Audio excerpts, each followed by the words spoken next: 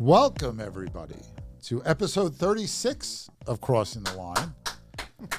Ray never runs out of clapping. That's why we keep him here. That's why he's so integral to the show. We have to have him in the middle of it. And today I am joined by a jazz guitar legend, Mr. Mark Marino, the pride of Mineola. Like Lisa Ray, who's the other pride of Mineola. My guitar teacher for 5 years. I believe it was 5 years. Started right before COVID. Can't believe it. Was it? I can believe it. I've got the debits out of my account to prove it. But welcome to the show, Mark. Thank you. How are you Good doing afternoon today? or morning, whatever we are. It's still morning. For you jazz guys, morning Yes. is until about 5 p.m., isn't it? That's right, exactly. Now, you have a music school with your wife, Jean. Yes, in Massapequa, Long That's Island. great. And my wife has taken singing lessons there. And Yes. it's funny how many people we bump into that have been yours or Jean's or somebody else's students. Yep. In our waiting room over the years, which is about 35 years now, people have met from all over in our waiting room. Yeah, it's a small area, it's though. yeah, I meant to yeah. complain about that all the time. Well, here on the program, we're always looking to be informative, concise, entertaining, and edgy all at the same time. Yes. Just like my guitar solos, Yes, right? exactly. I would have thrown that in if you did. Well, yeah, you're new at this. So you'll get a feel for it. I felt okay throwing Mark into the fire because he's been doing that to me at jams for 5 years. No, stay. Just play. Don't worry about it. Just play anything. Then probably as soon as I get off, he's like, you believe what he just played? Today is August 12th. And interesting enough, today is National Vinyl Record Day. And it's my dad's birthday. It was your dad's birthday? Today. All right, well. Yes, he's 103. 103, wow. He would have been. Well, happy birthday anyway. Today's also National Middle Child Day. Now, my wife Joanne is a middle child. She's the Jan. Now, I'm 3 out of 4. Nope. If it's even, you can't be the middle child, right? All right. Well, you don't get any gifts for it, so I'm okay with that. You get baggage for it. Today is also my recently married niece Rachel's birthday. So happy birthday, Rachel. Happy birthday. They timed this right, so my sister-in-law and the 2 kids are 3 consecutive days. So we've got my sister-in-law's birthday and Matt's birthday coming up. So happy birthday to all of you. So this weekend was good for you. I heard you went to an exciting gig on Friday night. And saw this amazing guitar player. Yes, in Belmore. That's right. Yes, in Belmore. I heard, yes. Well, it was fun because Greg and Pat show. Yes. Make sure you say it in that order. That's why we call it GP Music. We did this gig, and Mark and his son Al, who's also an amazing guitar player, came and sat in. I got to play individually with both of them. But it's funny, you watch the 2 of you play, and us mere mortals are just like me and Pat going, son of a, like these, it makes you want to throw the instrument away. Now, have you ever seen somebody like that where you looked and you're like, man, I'm never going to play like that? Oh, yeah. When I was a kid, many guitarists, Joe Pass, Wes Montgomery, guys who I thought I would, never get close to, which even today, I don't even think I'm close to those You're guys. better than them. You can know. And Mark's a very humble guy. I got a chance to study with a couple of them. So, well, Jim Hall, right? Jim Hall. That's Yep. pretty cool. Yeah. Well, I can say I got to study with the Mark Marino. Yes. So Okay. but it was great to play with you guys, and it's always fun. It's a challenge to me to kind of keep it together while I'm playing with you guys. It's people like, oh, you get so calm when you speak in public and you do the show. Not so calm when I'm sitting in and maybe had a glass or 2 of wine. That's always tough to deal with. As always, coming to you from beautiful Studio 1873, decorated by our friends at the Everset. This beautiful set here at Studio 1873 is brought to you by the Everset. The Everset provides full-service staging and furniture rental solutions in the New York area. For more information, please visit us at staging.theeverset.com or email us at staging@theeverset.com to request a free proposal. All right, we're back. So last week was a crazy week. You know, we filmed the podcast on Monday when the world was ending. Stocks were tanking. But then by the end of the week, it was like none of it happened. You know, so let's kind of break it down, why it happened, why it corrected and everything was okay, and we've forgotten about it already. It all began with the jobs report. We kind of knew this when we filmed on Monday, that the jobs report was going to scare markets a little bit because the job growth was much weaker than expected. You know, it was sort of the match that lit the fire, but, you know, and it was immediate. The Dow fell 600 points that day. But there were other things that went into this also. You know, you had other disappointing economic data that had come out, the highest level of jobless claims in a year, again, scaring people about the labor market, which has really been carrying this recovery. An 8-month low in manufacturing activity. That may not sound exciting, but it scares people. You know, there's also a lot of concern about earnings, corporate earnings in stocks, particularly tech stocks that were overvalued. So there was sort of a reckoning that had already started to happen that got, you know, put on steroids because of this. And maybe a temper tantrum because the Fed didn't cut rates at their meeting. In fact, Chicago Fed President Austin Goolsbee said, quote, "It's not the Fed's job to make the stock market comfortable." And he got that right. Professor Goolsbee, excellent answer. The Fed should be worried about inflation and inflation only. I know they have a dual mandate of maximizing economic growth and employment, but they're supposed to be the adults in the room and stick to what they're doing. So while we were filming this, we were worried last week, and with good reason. You know, there's a global sell-off that started before we opened on Monday, and then it continued. All three major indexes fell 2.5% or more, and the Dow was down over 1,000 points on Monday. So we were all like, uh-oh, here it comes. And if you remember, I told everybody not to panic, even though we were kind of having fun with that during the show, especially the promo. If you didn't see the promo for last week's show, it's pretty funny. The good news, maybe, if it's good news, is that the volatility in stocks will lead people to bonds, which pushed mortgage rates to the lowest level within a year. Over the past year, things got calmer on Tuesday, and Wednesday was not great, but not horrible. Thursday, markets took off again because jobless claims came in lower than expected. Now it shows you that we're so sensitive to any economic data. Even weekly jobless claims, which can be incredibly volatile, can have a big impact. Then Friday comes, another big day, and we're like, it's like it didn't even happen. You know, like that restoration company that says we have a flood, it'll be like it never happened. Yeah, that's exactly, we call that company. So the important thing, there's a couple of important things to remember, but one worse than expected job report shouldn't, especially when jobs are still increasing, even though the unemployment rate has gone up and we triggered the SOM rule. I said that for effect because it's supposed to be an accurate recession forecast. So, but it's all about consumer spending. Now, Mark, you play mostly in restaurants, except for those plush private gigs you get that I don't get. And in the Hamptons. Now Mark is moving to the jazz mecca of Ohio. So we will miss him. It's a huge loss for the community. Not only is he a great player, great teacher, he is a humble guy and a real giving guy. And, you know, become a friend of me and Joanne's, you and your wife. We've become very close. Yes. But what do you notice? You know, I know now's the time of year where gigs can be a little, especially indoor gigs aren't as good. But how has it changed since the reopening when places started to get full real quick?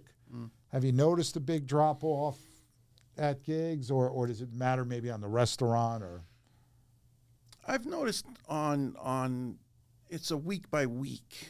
Like if it's a holiday week, it could be very, very slow. If it's just a regular week, it could be. It's. I've noticed on a week by week basis, it could be very busy or it could be slow. You know, I don't know why. I play a steady Sunday night at a restaurant and At Gusto Divino in Seaford. Seaford's. Sorry, I was not there yesterday Yes, because I was that's quite driving all right. home from a Quite campus all right. visit with my son. So, you know, it can be very, very busy, and it also, you know, can be light. I mean, we've been there for a couple of years now, so it's good that it's steady, that people know on a Sunday night they come hear jazz. And so we've built a kind of a crowd, our own crowd, and then that builds on certain nights to more, or a steady crowd that comes all the time. Now, not a lot of places have jazz. Right.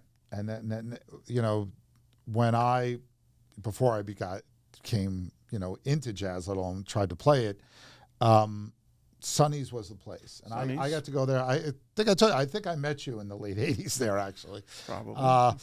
But do you worry that these clubs, you know, I mean, there aren't really clubs so much more as restaurants. Well, yeah, on Long Island, there's really no. Sonny's was a 7-night-a-week jazz club. There is no club on Long Island that has jazz 7 nights a week anymore. There are restaurants that have jazz 1, 2, 3, maybe nights a week. But Sonny's was unique in that it was a 7-night, like the clubs in Manhattan here. Right. But you know, that's the thing about Long Island. It doesn't go late. You don't have late night crowds. It locks up early. So it's funny because a lot of these crowds and a lot of the musicians are too old to be up that late, I think. I don't. All I know is my gig was 8 to 11 Friday, and I was half asleep by the end of it. Yeah, I mean, Long Island suburb, it doesn't stay open as late as the city. We're not the city that never sleeps. Yeah, right. With a suburb that sleeps. Yeah, that's a good way to put it. But anyway, speaking about spending, we'll get the latest on spending and inflation this week. My good friends, Ray's buddies, the PI brothers, will be released this week. That reminds me, a program note, we're not going to have a show next week. I'm going to be visiting my in-laws in Florida, so I'll be working on my tan. Well, I can take over if you like. Well, yeah, I know. Well, I know. You know, I saw a Q&A with Billy Joel once, and someone was asking him, like, how can you write about people struggling and stuff when you're this rich, successful musician? He started laughing. He goes, musicians invented poverty. Like, that's why it's called starving artists. Right. Now, do you recommend people go into the gigging? Like, you have a school, you have a day job, so to speak. I mean, since I got married, 1990, my wife and I started this a private teaching studio, and that has always been the bread and butter. Although I do work a lot and play and parties and restaurants and stuff, but the steady money, because that could be the gigs, so to speak, can go up and down. The teaching stays constant, so it's hard if you want to have a family, a house, and stuff like that. Gigging would be tough unless you're Billy Joel or unless you hit. But being unless you're the chief economist of Brown Harris. Right, that's right. But it's my experience with it the last couple of years is show me how frustrating it can be. Yeah. And the thing that is maybe the hardest to get used to is when you're playing on a Wednesday night in a restaurant and there's like 4 tables there. Yeah. And your friends are in 3 of those tables. Right. Like, oh man, I've had many of those nights. It's humbling until you realize that it's expensive. You know, the only places that can afford musicians are the more expensive restaurants. So it's hard to even get your friends and family to come. Especially since my whole family's abandoned me now. Yeah, I mean the pay hasn't changed much in probably 30 years. Wow. So that was good money back then. Yeah, it was. Well, what they did was gigs used to be 4 hours long for the same money, and what they did years ago is instead of paying more, they cut the hours down. So now it's 3 hours. Well, that's like companies doing summer Fridays. We don't want to give you raises, so we just don't have to come in on Friday. So to finish on this crazy week, we also got data on household debt. And in the second quarter, household debt hit a record $17.8 trillion. That's like a number we can't even imagine, so to speak. Mortgage debt is $12.5 trillion of that. Auto loans, $1.6 trillion, and credit cards, 1.14 trillion. That's a record. And the average consumer owes $6,329 on a credit card, which is a lot of money. So consumer spending drives economic growth. That's 2/3 of GDP. Can they keep doing it? That's the question. We don't know. We're going to get a reading on that this week, and we'll see what it says. So what do we learn from last week? Just take a vacation. The stock market is incredibly sensitive, very moody on any better than or worse than expected data. Anything it's not expecting, it does not like surprises. This may be the most important thing. About 70% of all stock market trades are executed by AI algorithms. Things are set to act when certain conditions are in place. So that's how these runs happen very quickly, and then that's how they come back quickly sometimes. And as we said last week, it's normal to get worried when stock markets are declining very quickly. But that's never a time to start panic selling. If you just relaxed, you were pretty much made whole probably by the end of the week. And as I pointed out last week, one of the smartest things I ever heard said was decisions made out of fear are always wrong. And again, the best thing to come out of the week was lower mortgage rates. So that's good. That's good for you because Mark is selling his house so he can move to Ohio. So how low are mortgage rates? Well, according to Freddie Mac, the average 30-year conforming rate was 6.47% last week. So that may not excite a lot of people, but that's down from 6.73 the prior week and the lowest reading in 15 months. People saying, when are rates going to come down? Guess what? It happened last week. There's a lot of people out there that probably told their brokers or their friends, well, I'm not going to buy till rates get to 6.5 because 7.5 near 8 was too much. Well, now it's 6.5. Now's the time. See, I got that song in my head. Now's the time. See? Yep. I know a couple tunes.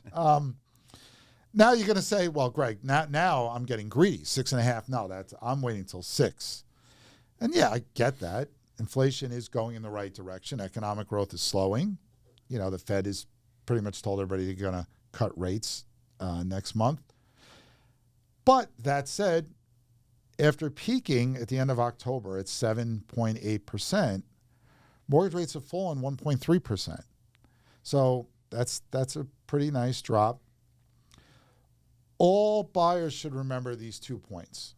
For those of you that think 3% rates are coming back, 2021 was the only time that's ever happened since 1971, Freddie Mac has been tracking these mortgage rates. It's the only time that's ever happened was in 2021. So they're not coming back anytime soon. And the average mortgage rate over the past 53 years has been 7.7%. So keep perspective. And my buddy Steve Kligerman yells at me about this. I should never say rates are high when they're below the average of the last 53 years. So they're not high. Rates are historically low. May not feel that way. We miss 3% rates. We miss a lot of things. We miss when New York teams used to win championships occasionally. That doesn't happen that much anymore. So mortgage rates are down. The inventory of homes for sale has risen sharply in many parts of the U.S. We talked about that a couple of weeks ago. You add those two together, and it's probably the best time to buy a home in most areas of the country in 4 years since the COVID reopening. So get out there. You can get a lot more from your money than you could a couple weeks ago. So it's a good time maybe to reach out to whoever you're working with and see what the possibilities are and understand the situation. And with the economic data, again, we're going to get inflation data. We're going to get retail sales. Market's going to be volatile because everyone's looking for any sign of weakness. We want to slow down in the economy. We've gotten that, but we don't want a recession. The Fed doesn't have a good track record in these soft landings. Pretty much we always wind up in recession. But the good news is if we do, it'll probably be a very short one because when we think recession, the last two ones involved COVID and the financial crisis. We forget sometimes you have more mild recessions that don't, cause 30 to 40% drops in stocks.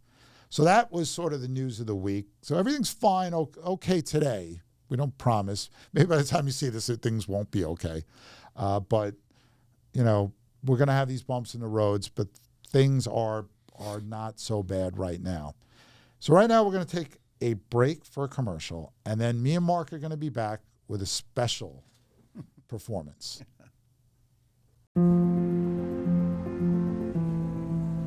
What do you really need to know about buying or selling a home? First, it's serious business, and it's complicated. There's a lot of money on the table, and emotion too. You need an agent who knows the ropes. So, whether you're buying or selling your home, work with professionals who have a mastery of the craft. And we're back. I'm here with my good friend and guitar guru, Mark Marino. We're going to play some songs in a second. But, I've always told people that my career has been this big accident, getting a job on campus for somebody that was a good friend of my future father-in-law, working at the BLS and then playing computer baseball with a guy who got a job at Rebney who left and then asked me if I wanted it. And music's been that way too. After stopping in high school, my wife and I went out one night for date night at a restaurant that kept us waiting too long. We walked to the next shopping area and went to a pizza place where there were 3 guitar players playing. And we started to go all the time and bring Gregory, who was so small at the time, he had to get on his toes to put in the tip cut. Now he's taller than me. Anyway, that became another restaurant which didn't have music, and then a place called Tavolo, where there were 2 musicians that I owe a lot to, Tom Smith and Vinny Sciarafalo. And, one time Vinny, I mentioned I was a guitar player, said, "You know what, bring your guitar." I said, okay. And, I was a rock guy, and they were doing a lot of standard stuff I didn't really know. And I said to Vinny, "Do you know a good guitar teacher?" And he goes, "Oh, do I know a guitar teacher?" And I remember how nervous I was my first lesson with Mark. It was right before my parents were going to move in with me, too, which made it even more. But, he's such a great teacher, and I felt like it was such a humbling experience to learn these tunes and to learn to read music. I mean, I can read music, but when I played guitar, it was always by ear. I only know how to read music because I was a trumpet player. But now I have to read it an octave higher. I have to learn to play in positions. I think my rhythm was always okay. It was just the positional playing and learning chords that are ungodly. Some of the things that he gave me were stretches that I just couldn't. And I had big hands I could barely get. But it's been a great experience. It's made my rock playing better. And so I think the first song that I sat in on is the first song we're going to do here. And it's songs that I liked before I played it. There's this book called The Real Book that is like the jazz musician's sort of Bible of all these transcriptions. So I said, I want to learn that one. And he said, okay. And the first time I sat in and played it, Al Cardillo, his bass player, is yelling at Mark going, "What are you giving him that song for? You should have had him play Ipanema or something." So that's me. I want to play the hard stuff. So hopefully it'll sound okay. We won't have to have a take 2. But this is Record of Me by Joe Henderson.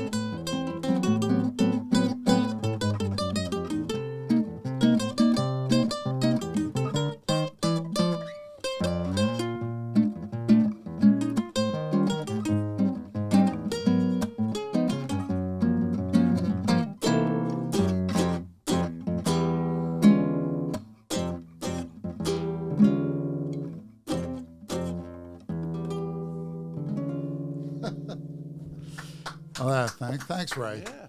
See, it makes me nervous playing with him. But that was always a fun one to play. I love playing it. Try not to mess it up too much. Oh, it was great. But, it's hard to play these songs written for trumpets and saxophones on guitar. The positional aspect of it is something you don't expect to be a problem. Yeah.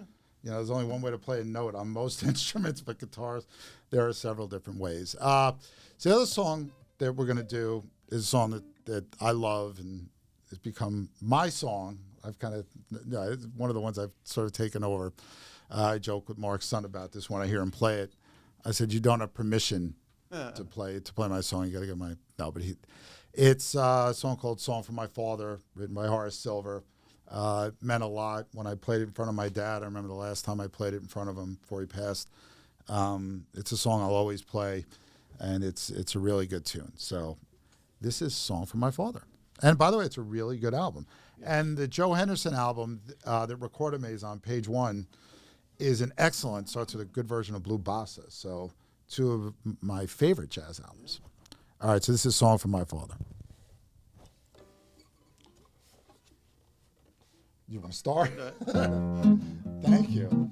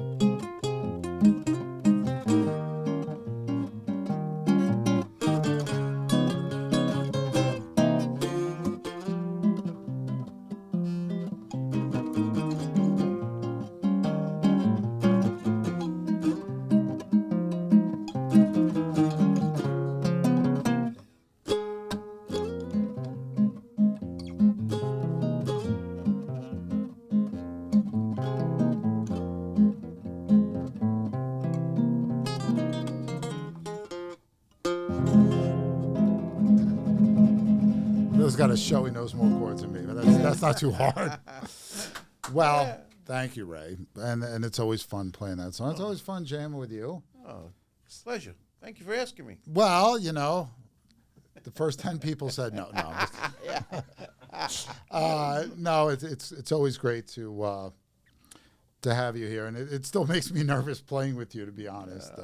Sorry, little flubs there, but I have to learn to, even like when I have to watch this podcast back, it's always cringing, like watching yourself and everything you got to say or didn't say clearly. So I feel the same way with the music. You just play it and let it kind of roll. But thanks for being our guest. And hey, for being our guest, you receive lunch compliments of my good friends at Canaletto. Thank you. My favorite restaurant in the city. And we'll be headed there in 5 minutes. Yes. And free mug. That's also good. Not as good as the lunches at Canaletto. It disintegrates by the end of this knowledge. Located at 208 East 60th Street, serving the best Italian cuisine in Manhattan since 1998. And Elvis and all the crew there, yes, the manager's name is Elvis, he's a great guy, will take care of you. And if you're there during lunch, you probably see me most days of the week because I love it there. So thanks again. Thanks to Ray for keeping it all together. And, you had to do recording in here now. That's like special. And thanks to everybody for supporting the show. We really do appreciate it, and have a great week.